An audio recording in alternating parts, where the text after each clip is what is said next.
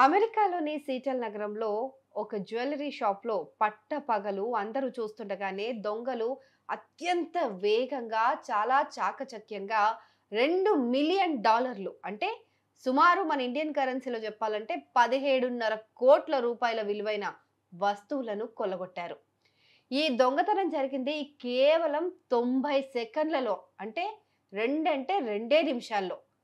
మామూలుగా దొంగతనం అంటే మనం రాత్రి వేళల్లో రహస్యంగా చాలా ప్లాన్డ్‌గా, పగడ్బందీగా వచ్చి చేస్తారు అని అనుకుంటూ ఉంటాం. కానీ ఈ దొంగలు మాత్రం నడి రోడ్డులో అందరూ చూస్తుండగానే పట్టపగలు అందరూ తిరిగే ప్రదేశంలోనే ఇంత భారీ దొంగతనం చేసి అందరినీ షాక్‌కు గురిచేశారు.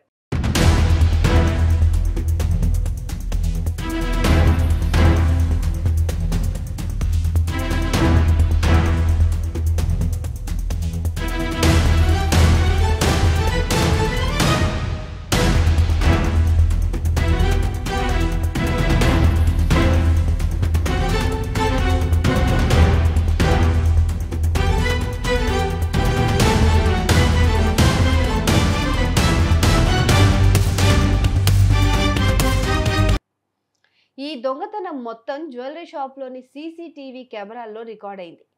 ముసుగులు ధరించిన నలుగురు దొంగలు ముందుగానే షాప్ లాక్ చేసి ఉన్న అద్దాల డోర్‌ను పెద్ద సుత్తులతో పగలగొట్టారు.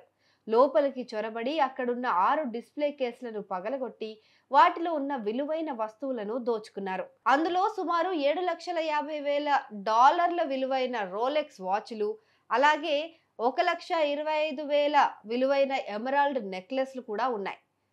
దొంగల్లో ఒకరు అక్కడున్న ఉద్యోగులను బేర్ స్ప్రే అంటే టేజర్‌తో బెదిరించారు.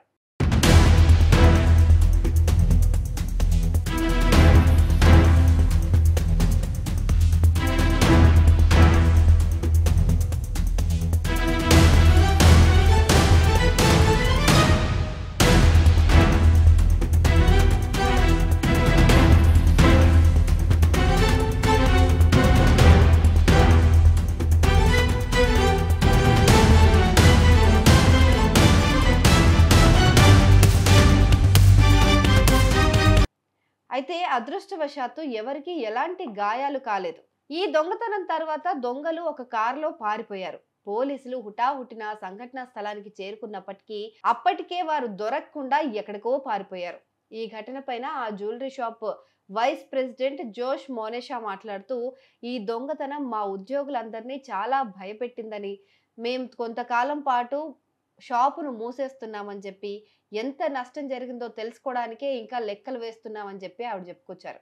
ఎంత పటిష్టమైన సెక్యూరిటీ ఉన్నా కేవలం రెండంటే రెండే నిమిషాల్లో ఇంత పెద్ద మొత్తాన్ని దోచుకోవడం అందరినీ ఆందోళనకు గురిచేస్తోంది.